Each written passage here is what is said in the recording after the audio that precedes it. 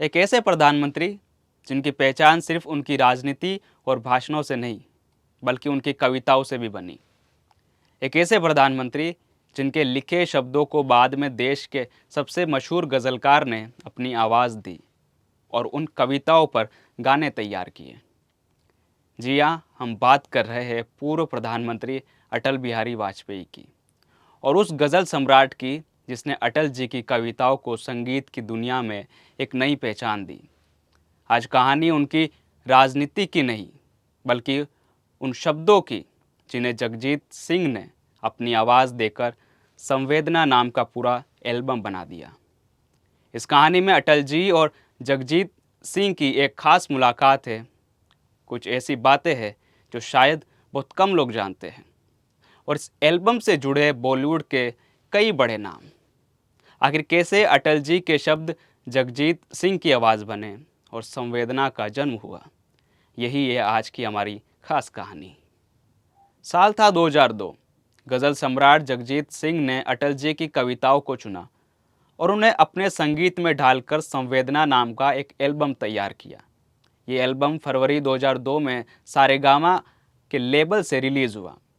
खास बात यह थी कि जगजीत सिंह इसके गायक होने के साथ साथ संगीतकार भी थे, यानी अटल जी के शब्द और जगजीत सिंह की आवाज़ का ऐसा संगम जिसने इन कविताओं को एक अलग पहचान दी।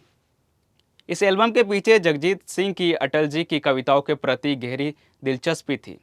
एक इंटरव्यू में उन्होंने बताया कि अटल जी की कविताएं उन्हें बचपन से पसंद थी। उन्होंने अटल जी से मुलाकात कर उनकी कविताओं पर बातचीत भी की। इसी दौरान उन्होंने दूर कहीं कोई रोता है कविता के बारे में पूछा। अटल जी ने बताया कि ये कविता उन्होंने आपातकाल के दौरान जेल में रहते हुए लिखी थी।